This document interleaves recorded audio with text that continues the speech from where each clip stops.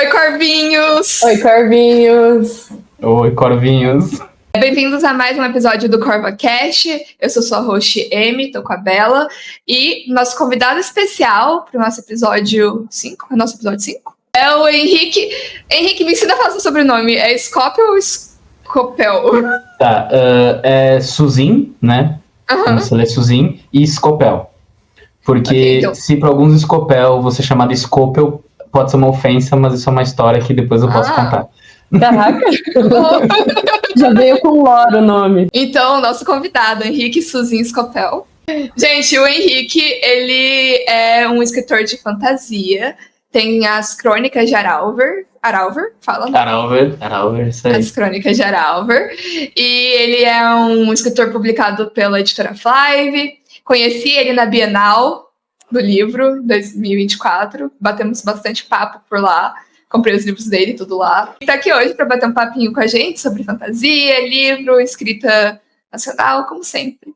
Então, Henrique, primeiramente, se apresente, fale um pouquinho sobre você, quem você é, o que você faz, de onde você veio e por que você inventou de entrar pro mundo da escrita.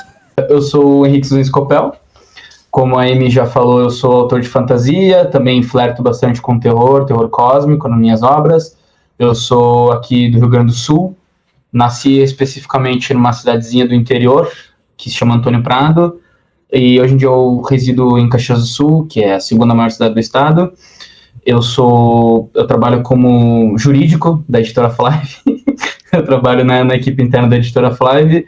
Eu sou mestrando em Direito Ambiental, aqui pela Universidade de Caxias do Sul, sou bolsista, e eu resolvi entrar para o mundo da escrita, fora a brincadeira de ser masoquista, porque eu cresci minha vida inteira rodeada por livros.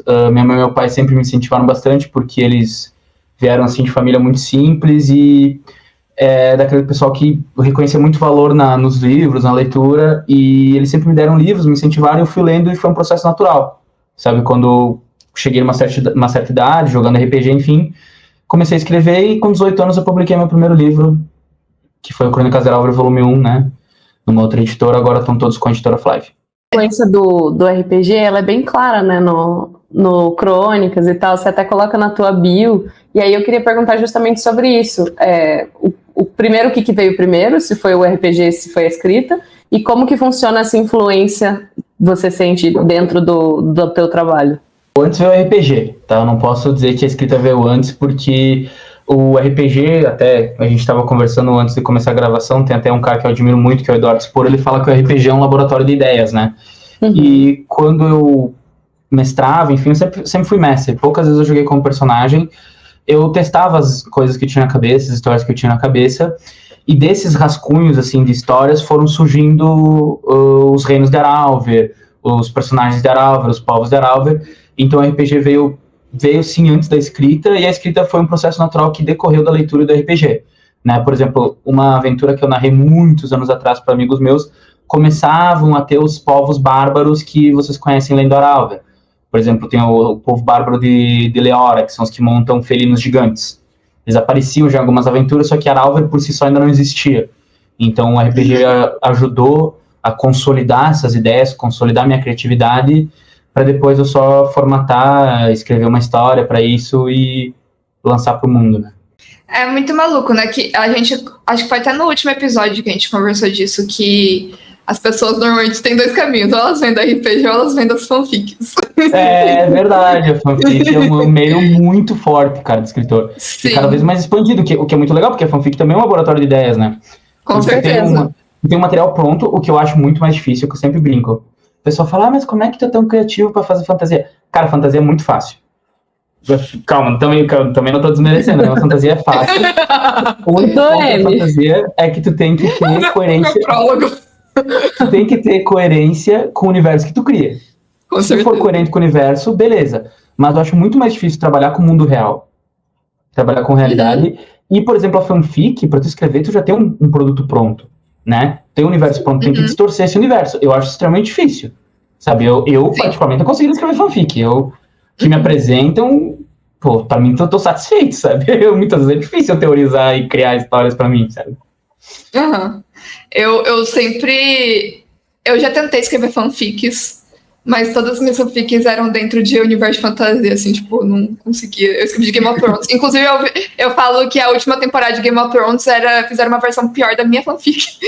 Não, olha, por Deus, se for pra falar das últimas temporadas de Game of Thrones, a gente pode gravar até programas e programas, porque aquilo não foi uma fanfic, aquilo foi assim... Ai, foi horrível o que fizeram com aquilo. É falta de noção, é contratar qualquer otário pra fazer roteiro, né? É que nem eu brinco... A gente estava no Odisseia Fantástica, da literatura fantástica, agora ano passado, e eu estava falando com outros autores, e vieram me questionar, Henrique, por que tu não gostou dos Anéis do Poder e tal, da Amazon? Falei, cara, se eles tivessem contratado ao menos uma pessoa que tivesse lido os livros, seria uma boa história. Então, tipo, é gente que não tem contato com a obra original, ou quer distorcer demais, e realmente fica horrível, não fica nenhuma fanfic, né? Porque a fanfic é respeito ao material original. Eu acho que é justamente... aquela coisa de não é só porque você tem todos os elementos que você vai fazer uma boa história. Eu acho que é nesses momentos que a gente percebe como a habilidade do autor faz diferença, assim, até no mundo da fanfic, porque, tipo, você vai ler 15 fanfics, todas elas vão ter os mesmos personagens e vão estar em situações parecidas, mas você vê a diferença com que um escolhe estruturar, com que um escolhe as escolhas que o personagem vai fazer, se você vai se manter coerente com a história original, se você vai mudar tudo. Então, eu acho que é uma questão de respeito mesmo. Aquela temporada, eu lembro que eu vi tem um reviewer do YouTube que eu gosto muito, que é o Friendly Space Ninja, e ele fez um vídeo de 1h30, que era falando sobre por que ele achava que ele tinha desgostado tanto do final, e que era justamente porque a regra do universo era: se você jogar o jogo, você pode ganhar ou você pode perder. Mas você tem que jogar o jogo de uma certa maneira. E aí os personagens nas temporadas finais começaram a jogar o jogo errado e não ser punidos. Sim. E isso quebrou a regra do universo. E aí eu falei, putz, era isso. O Game of Thrones foi uma coisa assim, porque é uma das minhas séries favoritas, livros favoritos, séries favoritas. Eu tenho a tatuagem da Arya Stark tatuada, tipo, ela é minha personagem favorita.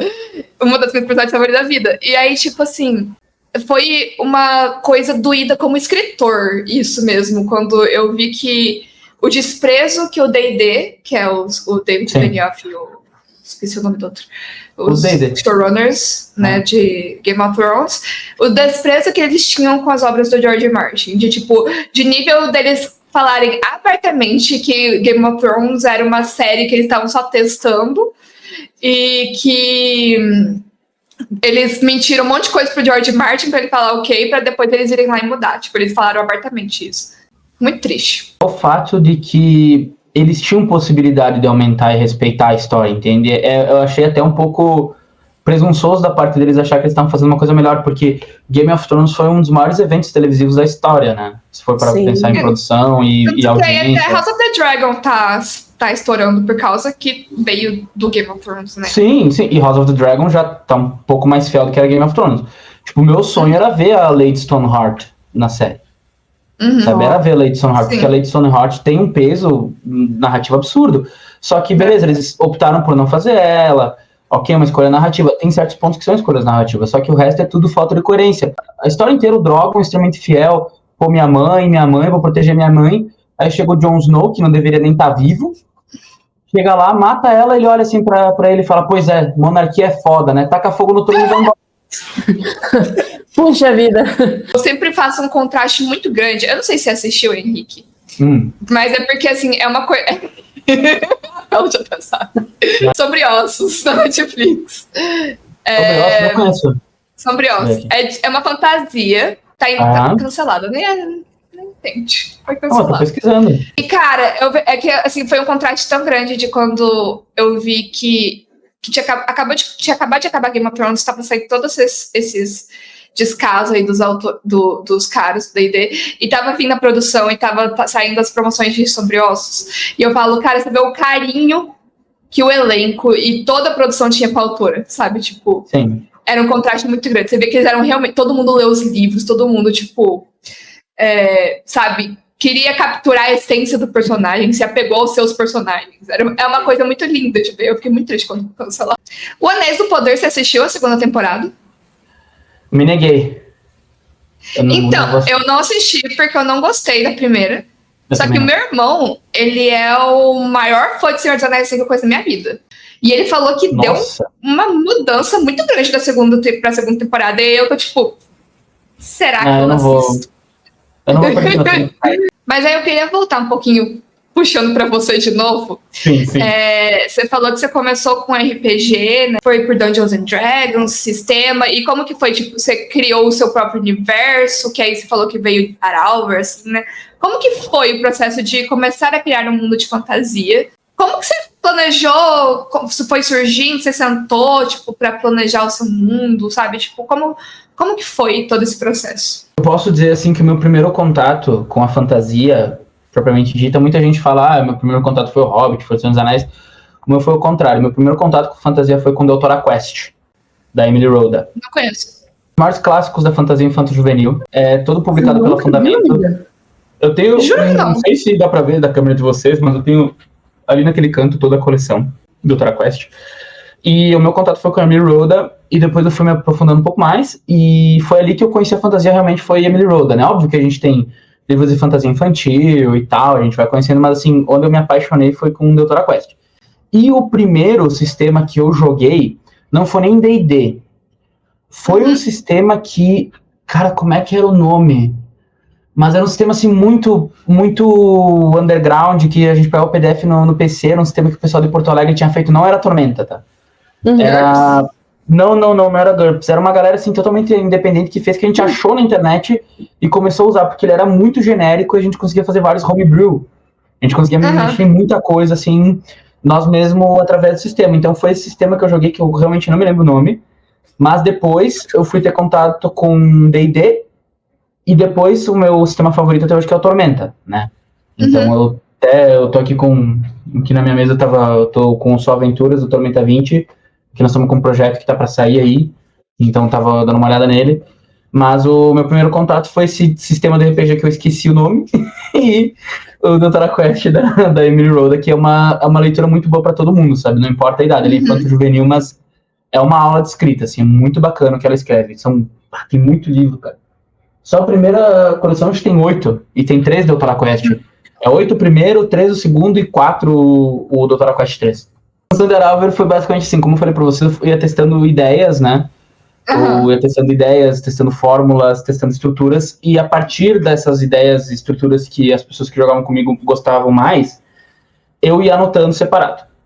Aí quando tinha, tipo, todo esse sistema, esse universo que se tornou Aralver, né? Com os povos bárbaros, com o sistema de magia, com as ordens mágicas e tal, eu precisava criar uma história que se passasse nesse universo. Então foi ali Você criou o mundo, então, antes de criar a história? Sim, eu criei o mundo antes de criar a história, porque eu acho que é muito mais fácil tu criar a história com o mundo pronto, né? Eu acho que tu vai ter lei, tu vai ter política, tu vai ter geografia, e a história se transmite muito mais fácil. Fica muito mais realista, né, do que tu ir criando conforme vai andando.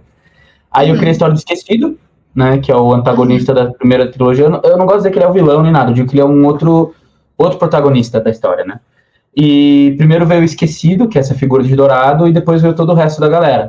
Veio o Robe, que é o protagonista, ele veio a cachorrinha dele, veio o Príncipe Tou, mas antes eu criei todo o universo, depois eu fiz a escaleta da história.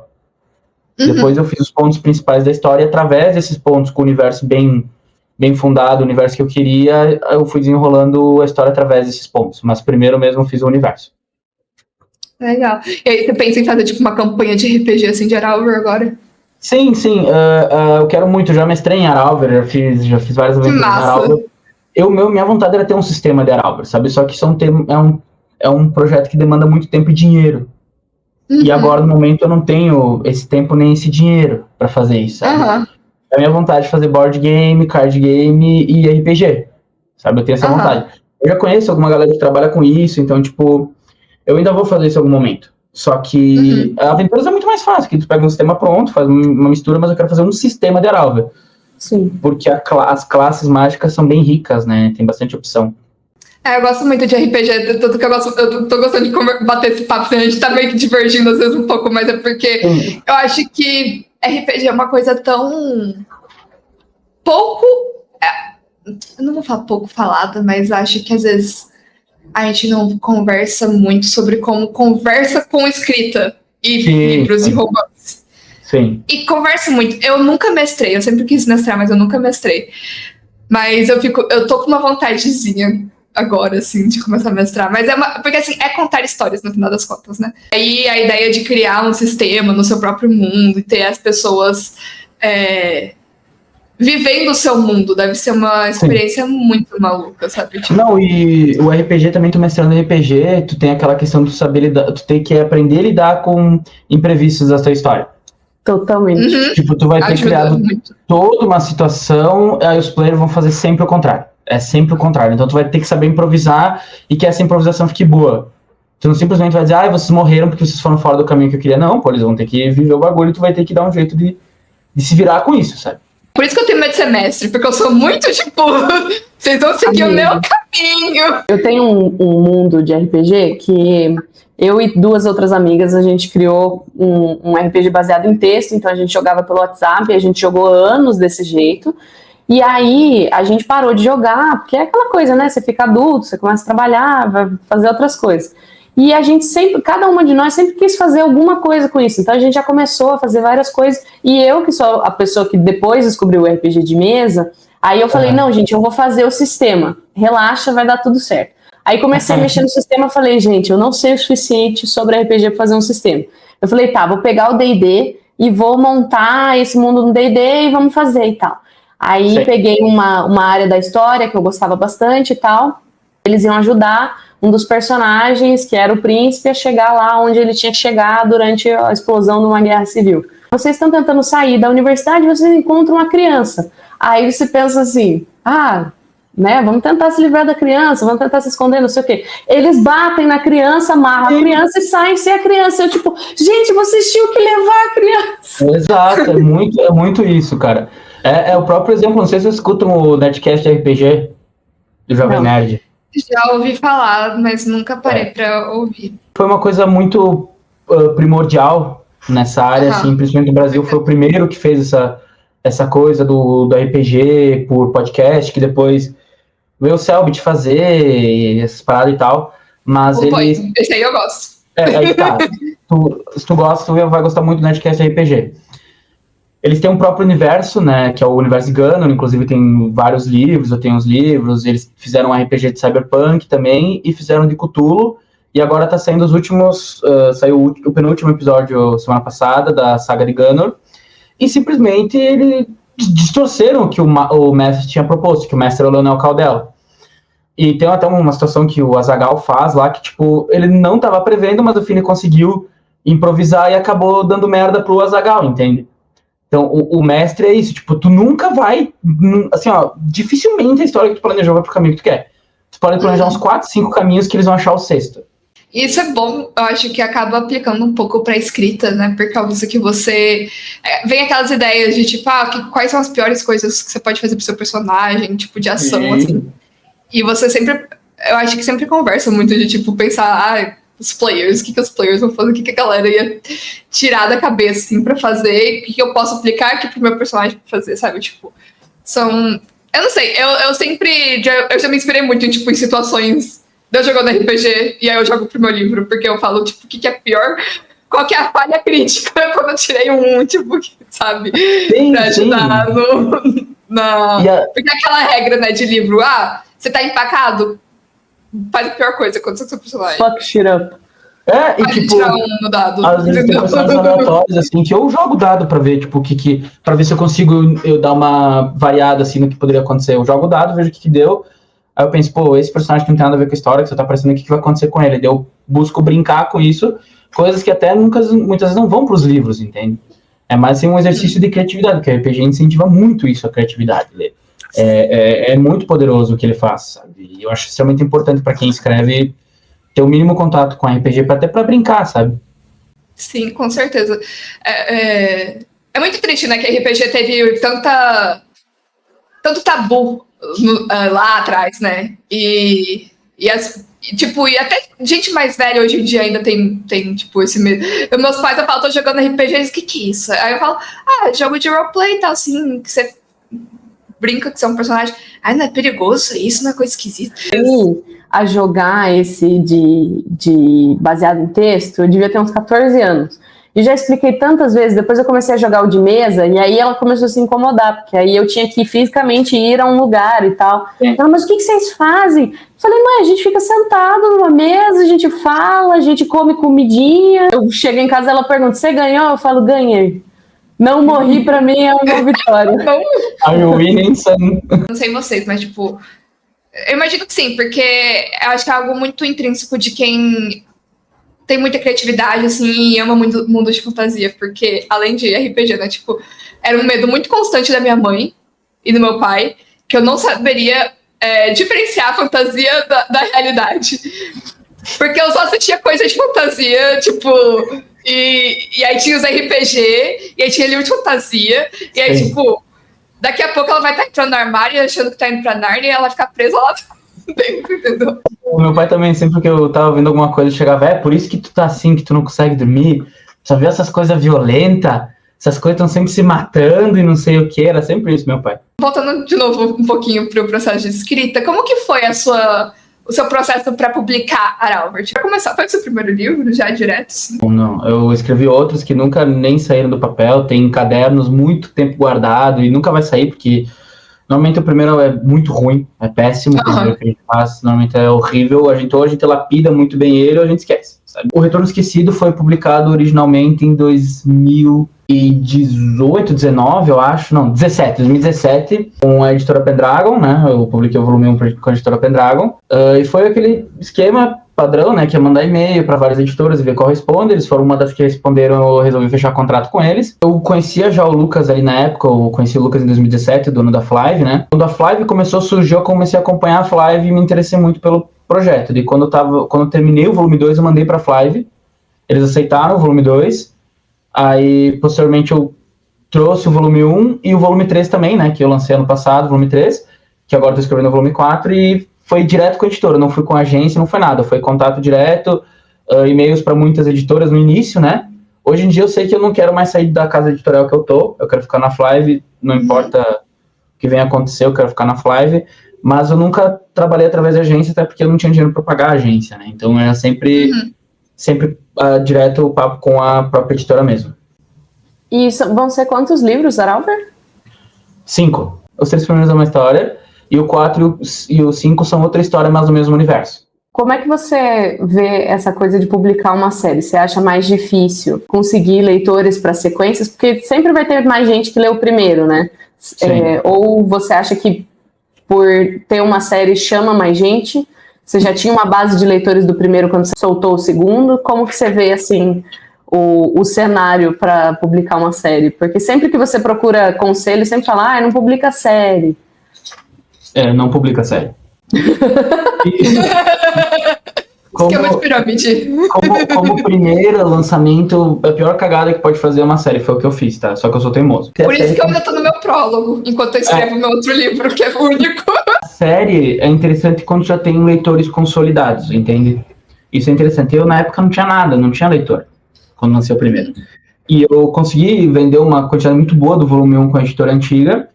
E daí, quando eu lancei o volume 2, eu já tinha muita gente interessada no volume 2, porque o volume 1 tinha ali uns 50 leitores que gostariam muito e tal, só que eu não sabia fazer direito marketing, nem trabalhar nas redes sociais. Não sabia lidar direito com as coisas. Então, eu fui aprender efetivamente a criar público quando eu lancei a segunda edição do primeiro. Então, tinha gente que nunca tinha lido e teve contato com o primeiro, e já tinha o segundo, e quando lançou o terceiro foi mais fácil de ler, mas é muito difícil tu manter o público com série, porque o pessoal pensa, mas eu não quero ler todos agora, eu não quero comprar, e muitos não pegam.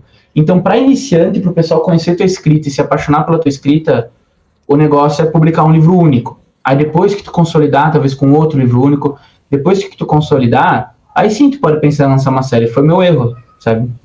Não ter lançado uma série porque eu sou teimoso. Porque até o próprio Tolkien, a primeira publicação dele foi o Hobbit, que é um livro único. A maioria dos autores começam com livros únicos. Tem o próprio Brandon Sanderson, que escreve pra caramba, tá sempre lançando livro, é livro único, vários deles, entende? Vários deles são livro único, então tem série. A própria Úrsula com a Le Guin tem um monte de livro único, sabe? Então, é legal pra tu fazer o pessoal se interessar e depois tu lançar uma saga, tu já vai ter leitores, né? A primeira coisa a se fazer é lançar um livro único. Depois pensa em série. Vai matutando com o tempo, mas lança depois. Faço o que eu falo, não faço o que eu faço. Como que você está avaliando o cenário de fantasia nacional hoje em dia? Ele tá extremamente competitivo, porque hoje em dia muita gente publica fantasia. E o que é bom, né? Por um lado é bom, porque antigamente a gente pensava em fantasia, a gente pensava no quê? Em escritor gringo. Tá? A gente só conseguia citar escritor gringo. Apesar que a gente tem, sim, sempre teve escritores de fantasia, mas não era uma coisa tão consolidada no Brasil. O Brasil sempre foi mais, né, por romance, drama, biografias. E eu vejo que de uns 10 anos para cá deu um salto tremendo na literatura fantástica nacional.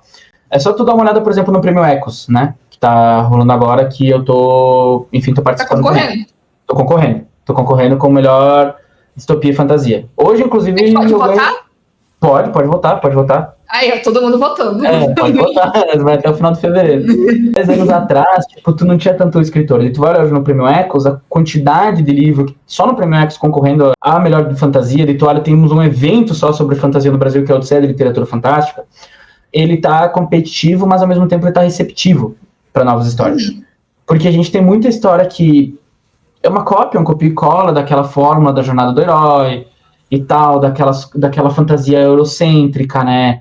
Focada numa era medieval que a gente nunca teve aqui no Brasil, que pega costumes, palavreados, alimentos, cenários que não refletem nada com a nossa realidade. Isso não é um problema, tá? Não é um problema nenhum escrever dessa forma, só que vai ser mais do mesmo, certo? Enquanto a gente tem muita fantasia nacional que explora os elementos brasileiros de maneira muito boa. Então, ela, ao mesmo tempo que ela tem essa competição, ela tá de braços abertos no mercado da literatura fantástica nacional, porque com a cultura brasileira tu consegue produzir muita coisa. E tem muito livro bom. Eu, ano passado, só li um livro que não era nacional. O resto eu li tudo fantasia nacional. Atualmente eu tô lendo uma fantasia nacional. Se tu quer publicar fantasia nacional, é o momento, mas saiba que se tu não tiver nada de diferente na tua história, algo que tu consiga conquistar o leitor no pitch, na conversa com ele ali, num evento que eu fiz com a Amy, talvez tua fantasia não dê tão certo. Então, é o momento de publicar, mas tem que ser uma publicação bem estudada, sabe? Bem caprichada. Senão só vai ser mais um, né? Então, a gente sabe como é que funciona. Eu também tô lendo Fantasia Nacional. Agora. Quem tá só ouvindo, eu tô segurando o Sobe o Sol das Terras Bárbaras, que é o segundo livro dele. Mas você falou, inclusive, dos elementos brasileiros, tá, na fantasia. Você busca fazer isso, né? Porque, tipo, eu peguei já algumas referências nos seus, assim. Mas no primeiro capítulo aqui do prólogo, teve uma hora dela passando café. Fazendo um cafezinho. E eu falei, tipo, veio até um cheirinho de café. Eu falei, vou fazer um cafezinho pra mim. A felicidade de entrou na sala do trono, atrás do trono, umas mega araucárias. Eu falei, é isso, é sobre isso. Eu olho pela janela e vejo araucária. O que é um carvalho? O que é um salgueiro? Eu não sei. E isso é uma coisa que eu reproduzia muito, igual você falou, no meu primeiro livrinho de fantasia. Um carvalho, um salgueiro. Ficava pesquisando, plantas europeias. Tem araucária aqui fora de casa, tem... Cadê palmeira, velho? Então é uma coisa muito de casa, sabe? Não, e a araucária, eu sou apaixonado por araucária, né? Eu também tenho araucárias, eu vejo aqui da sacada, onde a gente mora, bem na frente. E pra mim a araucária é a árvore mais foda que tem, sabe? Que ela é uma árvore muito foda. Então eu busco trazer isso, sabe? Eles tomam café, eles têm uma araucária, o que acorda o guri no primeiro capítulo, o primeiro capítulo do Robe, não são gaviões ou águias, é quero. Deus quero. Tá Sim. Que é isso? Que acorda muita gente. Então, tipo, que comida que o cara vai comer? Ele vai comer qualquer comida assim europeia, ou ele pode comer um churrasco, ele pode comer uma carne de porco, ele pode comer um pão de milho, sabe? Arroz e feijão. Não, exato, tu pode incrementar coisas na fantasia, até mesmo armas, formas de defesa, armas tradicionais aqui do país, um pouco das bases religiosas que tu pode incorporar na obra, animais, Beleza, o meu tem felino. Os grandes felinos que tem na minha história, mas eles são, tipo, felinos africanos. Porque aqui no Brasil a gente tem onça, tem puma e tal, mas óbvio que no livro também tem onça. Só que tem coisas que a gente não consegue escapar. Porque às vezes a gente tem que pegar dos outros. Não tô dizendo que é criminoso fazer isso. Só que, cara, é bom a gente olhar pra cá porque a gente tem muita coisa boa. Sabe, a gente tem muita coisa boa. Eu escrevi agora o conto que saiu nesse livro no Departamento Nacional de Ocorrências Sobrenaturais. Foi um projeto do meu amigo do Klaus, que é uma história que se passa no Brasil com mitos brasileiros e do nosso folclore, com esse departamento governamental que cuida dessas lendas, sabe? E eu escrevi a história na minha cidade, se passa na minha cidade, tem todo o envolvimento com araucárias, e o personagem está investigando um caso de Sanguanel, que é uma lenda ítalo-gaúcha. Então, cara, a gente não precisa fazer a lenda do lobisomem de Winchester e bababá, e cara, a gente tem muito mito foda, cara. Tu tem Boitatá, tu tem Corpo Seco, tu tem Pisadeira. Então, cara, isso Mula sem cabeça. Mula sem cabeça, mano. Tem muita coisa que tu consegue incorporar na fantasia sendo brasileiro, sabe? E eu acho que a gente tem que beber disso. Tem que beber disso. Quando a gente manda coisa nossa, você fica brisado. Com certeza. O meu, já, mini spoiler, se algum dia sair do papel o meu livro de fantasia, assim, mas eu sempre tive essa vontade, né, de tipo, eu sempre pensei muito, cara, a gente tem uns folclore muito bizarro, umas histórias muito malucas, assim, e o meu livro de fantasia, majoritariamente, não é nem inspirado na Europa, assim, é mais Rússia, porque é a releitura, né, de Anastácia, pra quem não sabe. Sim. Mas no meu universo de fantasia, eu tenho um continente que ele é inteiramente América Latina. E eu quero que ele se passe, e vai ter grande parte da história da fantasia vai se passar lá. E eu quero, tipo, cara, eu quero roupa sendo secada na varanda, entendeu? Eu quero café, entendeu? Tipo, eu quero fazer muito, tipo, algo bem latinão, assim, com os... E meu universo é uma ideia de ter monstros. Os monstros criaram o mundo, né? E aí meus monstros seriam, tipo, os folclores, assim. Tipo, porque eu acho sempre muito legal. E eu acho que a gente tem muito o que fazer. Tem muito o que explorar, coisa diferente, né? Do que... Cara, o Brasil é foda com história. O Brasil tem muita coisa massa. Então a gente tem que explorar. Isso é uma discussão que esses dias eu tava tendo no meu TikTok.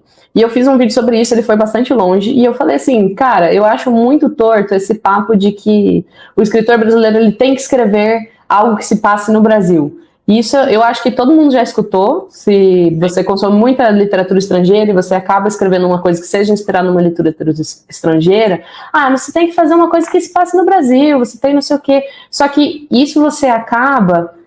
isso é muito para a pessoa criada no drama, no contemporâneo e tal. A partir do momento que você entra no mundo de fantasia, é quase como se você fosse menos brasileiro porque você está...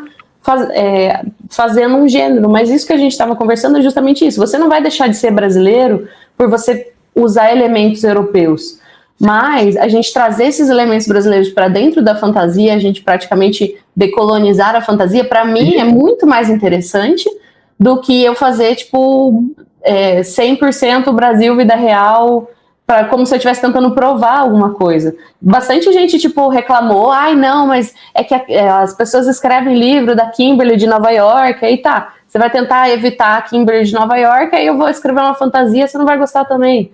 Então era sobre isso, era tipo, não é que você não pode escrever coisas no Brasil, é que é muito legal você fazer coisas diferentes, igual a gente estava falando. Sim, você mesclar todas as coisas, se servir de tudo. Sim, porque é sobre isso, sobre essa possibilidade da criação que utilizar o que a gente tem no Brasil permite, né? É muito sobre isso. Sobre isso a gente pensa até, por exemplo, os Jogos Vorazes, que fala sobre a sociedade americana sem você estar necessariamente numa sociedade americana. São elementos que você pode trazer, que você pode se servir e que servem muito bem ao gênero. É foda porque no Brasil a gente não teve uma era medieval, né? Europeia. Então, a gente quer escrever uma fantasia medieval, a gente vai ter que ter castelo, vai ter que ter ordem, né? Cavalariça. Então a gente vai pegar elementos de uma Europa, de uma Ásia, assim, de uma África que teve toda essa questão de Idade Média que a gente não teve aqui. Mas, é muito bacana tentar levar esse mundo, assim, da Idade Média Europeia e talvez uma América Central, ali dá uma misturada com os povos astecas, com os maias, com os incas, aí desce um pouco para os povos amazônicos, dá uma misturada. Dá pra fazer isso, sabe? Não precisa que nem falou ser 100% aqui, mas a fantasia é sobre essa possibilidade de tu criar o que tu tem, tu distorcer o que existe, né? Pra fazer uma coisa muito mais interessante que já é. Porque senão não é fantasia, né, cara? A gente tem que aproveitar para viver essas possibilidades. Quem você indica dentro do mundo da fantasia? E aí eu já vou falar para você indicar um nacional. E aí também você pode indicar o seu favorito da vida, que aí pode ser nacional ou não. Nacional, eu acho que eu vou fazer 2 indicações, tá? Primeiro eu vou indicar o Eduardo Spohr, que eu acho que quem não leu nada dele é interessante ler, porque o cara, assim, foi bem importante para a literatura fantástica nacional, com a Batalha do Apocalipse, Filhos do Éden, agora tá fazendo romance histórico, né, mas ainda assim é legal. E eu quero indicar também o livro da Cali de Los Santos, que foi o primeiro livro que ela lançou, o primeiro romance dela, que é Dado Selvagem, que é... Dado Selvagem? Dado Selvagem, é do Universo Tormenta, é o primeiro romance dela, e assim, foi um livro que ano passado foi tranquilamente um dos meus favoritos, é maravilhoso. E o escritor, meu escritor favorito da vida, mudou muito, tá? Conforme os anos. Mas hoje em dia, o meu escritor favorito é o Leonel Caldela. Pelo que ele faz nos livros dele, que são coisas que eu gostaria de ter lido antes, sabe? São coisas que eu gostaria de ter visto antes. Ele tem livros que se passam no universo Tormenta, livros que se passam no universo de Wrath Gunner, só que ele tem livros que são de universos próprios dele, sabe? Tipo, como O Caçador de Apóstolos, Deus Ex Machina, o Código Élfico, que são livros muito bacanas pra gente ver essa possibilidade da fantasia nacional, que é possível fazer, porque ele vai para aquele bagulho bem extremo, assim, de violência, de gore, de plot twist, de tu não tá seguro lendo a história, tu não sabe se o personagem que tu gosta vai viver, se não vai viver, se isso é uma história boa ou ruim. Então, hoje em dia, o meu autor favorito é o Leonel Caldela, eu posso dizer com tranquilidade, sabe? Falou de gore, falou de violência, falou de tragédia, eu tô aqui, ó. É com ele mesmo. É comigo. Se você quer vender algo cozy, fofinho, crianças felizes, é com a Bela. Se você quer vender tragédia pra mim. Mas é engraçado porque eu tenho essa fama no meu grupo de amigas, e aí, de repente, nas reviews da Amazon, as pessoas, nossa, eu chorei nesse livro, nossa, que livro triste. Eu fico, gente, esse aqui, eu sou a mais feliz das minhas amigas. Esse é o nível do grupo. Eu vou perguntar, como que funciona teu processo de escrita? A gente já falou um pouco mais, você já tinha o mundo, você trabalhou com a escaleta, você se considera mais um planejador ou mais uma pessoa que vai mais solto, um arquiteto, um jardineiro, que esse aqui é a nossa batalha pessoal, que a Amy é 100% jardineira e eu sou paisagista. Não, perdão, você é 100% arquiteta e eu sou paisagista, que eu sou meio a meio, mas eu sou mais pro jardineiro do que pro arquiteto. Cara, eu diria que eu também sou meio a meio, tá? Porque eu gosto de ter a base sólida da história, tá? Eu gosto de ter, tipo, ali os pilares principais. Tipo, que mundo que é esse? Quais são as regras desse mundo? Quais são os personagens? Qual vai ser o início da jornada e qual vai ser o fim da jornada? O resto, eu vou conforme a história quer seguir, sabe? Uhum. Porque eu gosto de pensar bastante, por exemplo, no Stephen King, tá?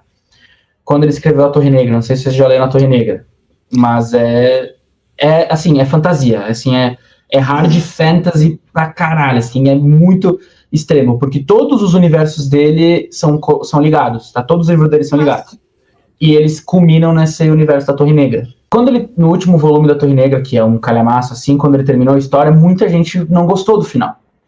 E ele falou, cara, que ele não tinha culpa, que era o final que a história queria. Então eu tenho muito essa visão, que eu tenho um caminho que quero seguir, só que a história vai trilhar o próprio caminho dela, sabe? Uhum. A ideia tá ali e essa ideia, os personagens, eles vão levando para outro lugar. Uhum. Eu não tenho muito o que fazer, eu não tenho como controlar 100% isso. Então, eu planejo o pilar, ali a base sólida, e de resto a história que vai me levar. Eu vou junto com a história. Assim, quando eu me surpreendo com as coisas que eu vou fazer. Eu gosto de planejar, mas eu gosto também de falar que, assim, quando eu falo que eu sou arquiteta, não é num sentido de se meu personagem quer ir pra um lado, ele não vai. É só que, tipo, calma, vamos conversar. Sempre vamos conversar. A gente começa a conhecer os personagens à medida que a gente escreve, né? Eles realmente viram pessoas, assim, pra gente. É uma coisa muito mágica, eu acho, literalmente, tipo, mágica. De você conversar com seu personagem, e, tipo, ele fala, não, eu não vou fazer isso, não funciona, mas, tipo, eu que criei você, cara. Mas não vai ser assim, não vai... Tem momentos que ele fala, eu quero fazer isso e vai fazer e ponto. E queria perguntar pra você, Henrique, qual você percebe suas evoluções, assim, de um livro pro outro? O que você sente que você vem melhorando? O que são defeitos ou falhas que você acha que você percebeu e que corrigiu? O que você acha que, tipo, hoje em dia é forte na sua escrita e que você teve que aprender bastante, tipo, né? Tem sempre muitas regras aí de escrita que a gente tá sempre aprendendo. E o que você acha que, tipo, mais você evoluiu, mais você aprendeu, mais você conseguiu, tipo, enriquecer nas suas histórias? Então, eu tinha um problema que eu descrevia demais coisas que não precisava. Tá? Eu tinha esse problema, no primeiro livro tem isso, tá? Tem alguns momentos que são meio chatos, tá? É que não adianta, sabe? Eu era um guri novo, eu tinha 14, 15 anos quando eu comecei a escrever. E daí tu passa para os próximos livros, isso vai aliviando e ficando mais objetivo de coisas necessárias.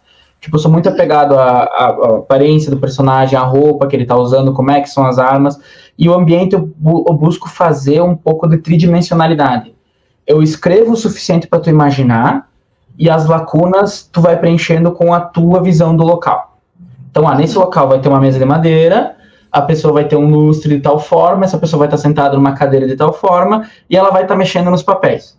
O que tem ao redor, muitas vezes você mesmo vai preencher. Acho que o meu forte é muito world building, que eu sou muito bom em construir universos. Eu sou muito bom em criar regra para esses universos e em brincadeiras, às vezes, com meus amigos, assim, tipo, de bobagem, a gente acaba surgindo universos dali. Então, eu acho que o meu forte é esse, sabe? É o world building. Mas... E o meu problema era a descrição demais. O que eu tenho melhorado também é a possibilidade de romance entre personagens. Porque eu não sabia ser capaz disso. Tá? Eu nunca imaginei que eu conseguisse desenvolver um romance e tal, e agora no volume 4 eu tô conseguindo fazer isso. Sabe? De uma maneira mais natural. Não de uma coisa forçada, de uma coisa assim que surge. Então isso eu tenho melhorado também. Já que a gente tá falando de evolução de escrita, assim, eu queria perguntar também. Qual que você acha que é o melhor conselho de escrita que você já recebeu, assim? E qual que seria um que você daria para as pessoas? Cara, o melhor conselho que eu recebi foi ler, né? Porque é a base. Tipo, se tu quer escrever, tu tem que ler. Eu não tô conseguindo escrever, vai ler. Eu tô travado, vai ler. Eu quero ter uma ideia nova, vai ler. Sabe? Ler e viver a vida. Porque da mesma forma que o Gandalf, né, fala pro Bilbo, o mundo tá fora dos seus mapas e livros, né? Então a gente não pode simplesmente achar que, beleza, ler é muito importante, mas viver, trocar ideia, ter experiências, às vezes sofrer por um amor, por um luto, brigar, discutir por alguma coisa, ter uma noite de bebedeira com os amigos, tudo isso vai adicionar. Então tu tem que ler e viver a vida. Esse é o conselho que eu recebi e o conselho que eu dou também, então eu já complemento dessa forma. Porque eu acho que a base de todo o escritor é a escrita e a vivência. Tanto que mudando a vivência do escritor, tu tem totalmente um livro novo. Tu tem uma outra obra com uma outra vivência. Então, é isso que dá o peso de tantas histórias especiais. São as vivências dos autores. São o que os autores viveram, o que os autores testemunharam, o que os autores consumiram. Então, tem que ler e tem que viver para ser um bom escritor, para ter uma boa escrita, tem que testemunhar a vida, sabe? A vida, assim, ela é muito inspiradora. Então, que a gente falou, um cafezinho, uma refeição bacana, isso vai te inspirar. Uma conversa, uma leitura ali, tipo, sei lá, na calmaria, tudo isso é inspiração, sabe? Então, ler e viver é o melhor conselho que tem para quem escreve. Eu já me enfiei em cada coisa que eu falo assim, cara, mas e se um personagem entrasse nessa? Eu preciso saber qual que vai ser. Vamos até o final, vamos só ver como é que vai ser. Eu já sabia que eu não ia gostar, mas eu precisava ver, porque aí eu podia registrar. Sim, cair numa enrascada, digamos assim, né? Muitas personagens fazem isso, a gente também pode fazer às vezes. A minha pergunta para você é como que você balanceia essas 3 jornadas, que é trabalhar, escrever e divulgar. No seu caso, estudar também, né? Porque é muito difícil você achar esse equilíbrio. Então, eu queria perguntar para você, a Amy já tá sofrendo, que realmente eu acho que é uma coisa que pega para todos nós, né? A partir do momento que a gente chega nessa Não faça um mestrado. O mestrado realmente é uma coisa que ocupa muito, né? Hoje em dia eu trabalho em casa, né? Eu tenho esse privilégio de trabalhar na minha residência, eu tenho um horário reduzido, eu trabalho mais ou menos um horário, eu faço o meu horário, mas contanto que eu cumpra as minhas horas diárias. Então eu tenho esse privilégio que não é todo mundo que tem. Então eu consigo pesar um pouco as coisas e ver que dia que eu vou conseguir fazer isso e que dia que eu vou conseguir fazer aquilo. Normalmente eu divido a semana de maneira igual. Tem o trabalho todos os dias, né? O serviço de casa também, que eu cuido da casa, os pets, enfim, família e amigos estão sempre presentes. Mas a escrita do livro e a escrita, por exemplo, do estudo, da dissertação, é um dia sim, um dia não. Então, um dia eu escrevo fantasia, outro dia eu escrevo dissertação, outro dia eu escrevo fantasia, outro dia eu escrevo dissertação. Eu tentei buscar esse equilíbrio. Porque se eu fico só na fantasia, não sai dissertação. E se eu fico só na dissertação, eu enlouqueço. Porque é muito texto técnico, é muito texto que cansa a mente, né? Então, a fantasia, quando a gente escreve, ela também tem esse papel libertador que tem a leitura da fantasia, né? Então, o equilíbrio é difícil de alcançar, não conheço ninguém que tenha esse equilíbrio. Eu acho que na situação que a gente vive, na realidade, além de mais produzir conteúdo, né? Produzir conteúdo, eu tento gravar uma vez por semana. Numa tarde, eu tento gravar, fazer o que eu preciso fazer de imagem e deixar pronto para a semana que vem. Eu faço o conteúdo fresco de toda semana. Mas hoje em dia dizer que existe o equilíbrio trabalhando, escrevendo e produzindo conteúdo não tem como, tá? A realidade que a gente vive, ela é muito pesada e ela cobra muito. Então, a pessoa que diz que consegue achar equilíbrio entre tudo isso, ou é uma pessoa muito privilegiada, tá? Isso não é um problema ser privilegiado, a gente lida com os privilégios que a gente tem, né? Mas é um desafio, até para as pessoas com mais tempo livre possível, é um desafio ter que equilibrar tudo. Porque se for só trabalhar da escrita, só escrever, até isso seria difícil, sabe? Sim, porque tu vai ter outras coisas para fazer. Então, eu busco isso, sabe? Eu trabalho bastante no meu trabalho durante a manhã, um pouco menos de tarde, dou uma descansada, e à noite eu escrevo fantasia ou escrevo dissertação. Sabe, eu fiz essa divisão e uma vez por semana eu faço os conteúdos que precisam. Eu vou fazer um parêntese que o Henrique falou de escrever fantasia, escrever dissertação, porque aí é o técnico e aí você não enlouquece porque tem a fantasia. E aí quando você inventa de fazer uma dissertação sobre fantasia, você só enlouquece.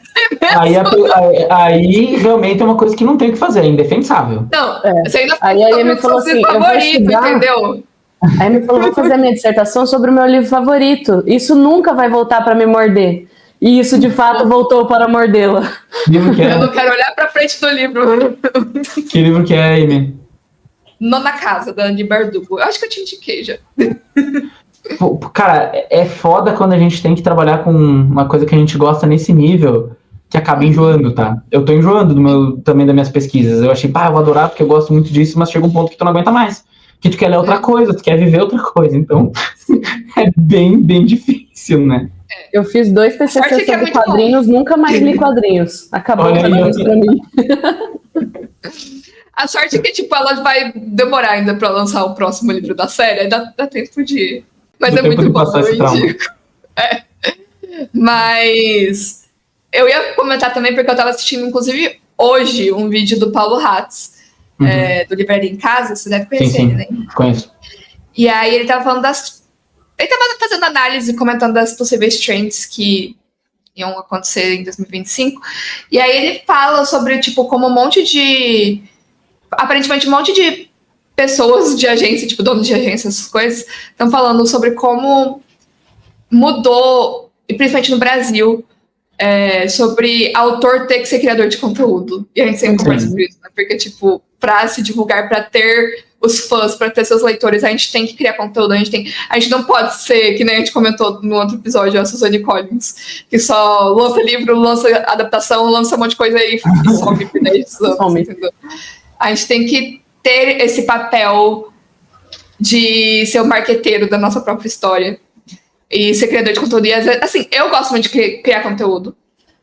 Eu gosto muito de, fazendo podcast, conversando com escritores. Eu gosto disso, mas ao mesmo tempo, se fosse para escolher entre um ou outro, eu queria estar escrevendo.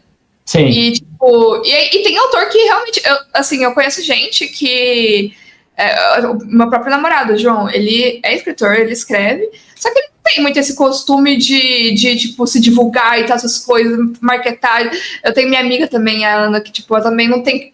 Sabe, ela gosta muito de escrever, mas também não tem ela não quer ser criadora de conteúdo, e aí fica esse limbo de cara, o que você faz, né? Porque você tem que pôr a cara a tapa para ser criador, para ser autor hoje em dia.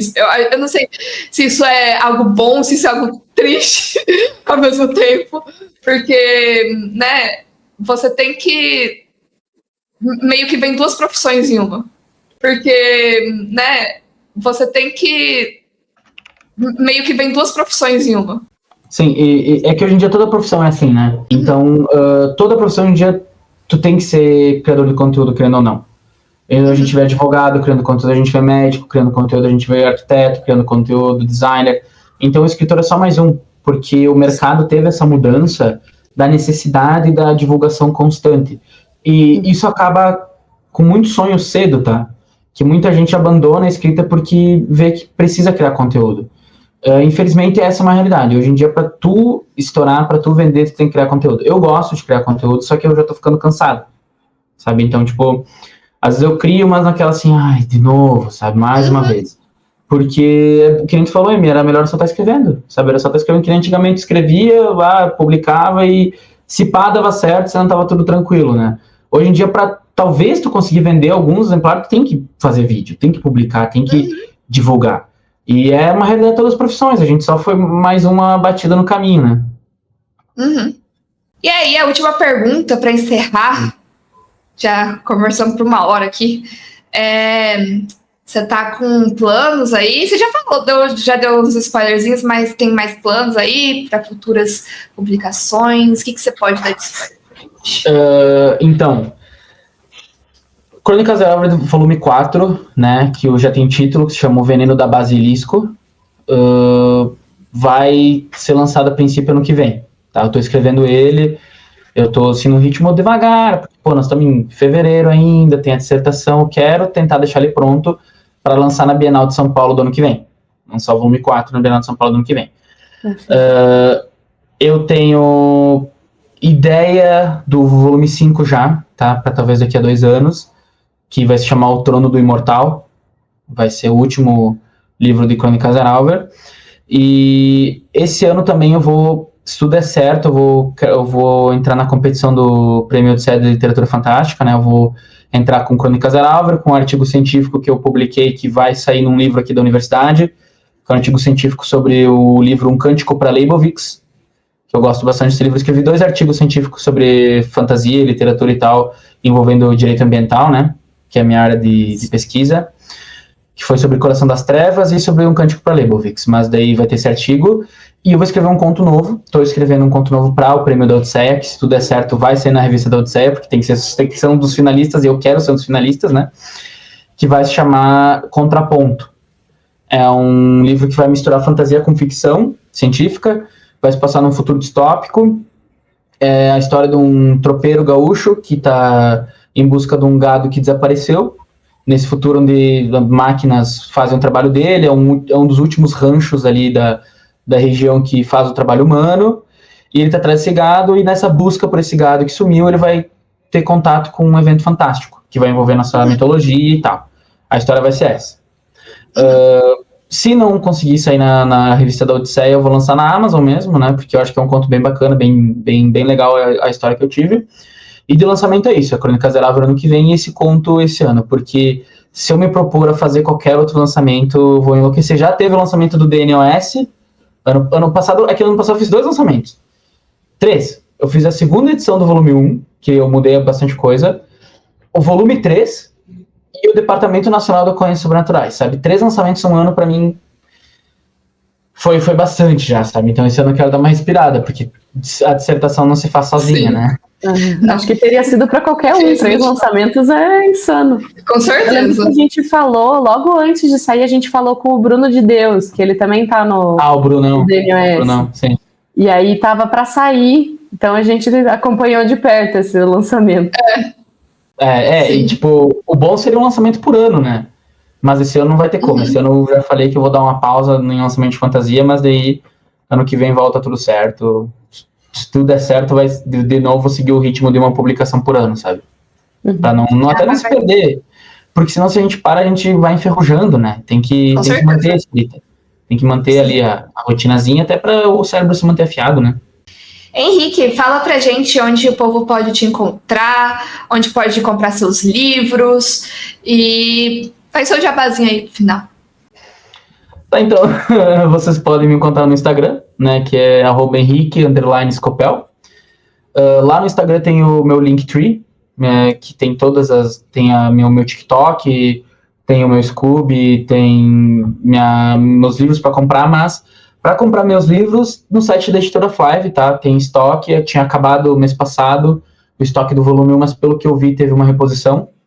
Então tem os 3 disponíveis lá no site da Editora Flive. Tá com um precinho bem bacana, R$ 39,90. Antes do reajuste que vai ter por causa do papel, né? Que o papel aumentou bastante, então vai ter reajuste em todos os livros, mas o meu ainda tá R$ 39,90. Lá no site da Editora Flive, não tô conseguindo achar, vai lá no Instagram, tem o Linktree na minha bio, mas eu não sei usar Linktree, não sei o que, me chama no Instagram que eu te mando os links. Lá no meu Instagram tá tudo, é um grande agregador de informações minhas, no meu Instagram é o melhor lugar para encontrar. E vou colocar o link dos livros também aqui embaixo. Sim. E lá no meu Instagram também, no link da bio, tem o link do grupo de leitores, que na verdade a gente não fala só de Arálvaro, a gente fala de tudo, troca ideia de tudo que é possível, então um grupo bem legal para quem gosta de fantasia e bobajada também, né, entrar e trocar ideia com a galera. Henrique, muito obrigada por participar do nosso episódio, do nosso 5º episódio do podcast de escrita criativa. Foi muito bom conversar com você. Foi muito legal te conhecer na Bienal e manter esse contato. Conhecer a Flive, a comunidade, todo mundo, foi muito legal. Então, muito obrigada. Eu digo mesmo, cara, assim, foi um prazer enorme te conhecer lá na Bienal, porque a Flive, ela tem esse diferencial de outras editoras, a gente tem uma comunidade interna muito forte. A gente tem um senso de comunidade muito forte entre os autores e entre a própria empresa, sabe? A gente se junta muito, a gente se ajuda bastante, então...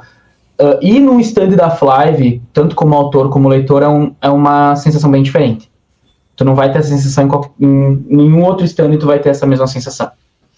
Então, eu digo que também foi um prazer enorme te conhecer lá na Bienal, agora te conhecer, Bela, aqui no podcast. Eu adoro participar de podcast, para mim foi um prazer enorme estar aqui. Sempre que vocês quiserem me convidar, eu vou participar, porque eu adoro isso e todo o sucesso do mundo pro programa, foi muito divertido e obrigado de novo, Gurias. Gente, se vocês gostaram desse episódio, não esquece de deixar seu like, se inscrever no canal. Também vocês podem ir no Spotify, deixar sua avaliação e comentário por lá, porque tem como fazer isso. Eu não sabia que tinha como deixar comentário no Spotify recentemente, mas também deixa avaliação. E acompanhe a gente, né, no Spotify e aqui no YouTube para não perder novos episódios, não perder de conhecer outros autores nacionais com o CorbaCast. E já vem aí spoiler do próximo episódio, que vai ser com a Gil Domingues. Olha só. Famosa por Luzes do Norte e Canção dos Ossos. E estou muito, muito empolgada. Muito obrigada de novo. Obrigada, Henrique. E entre na próxima. Tchau. Tchau, tchau. Tchau, gente. Obrigado.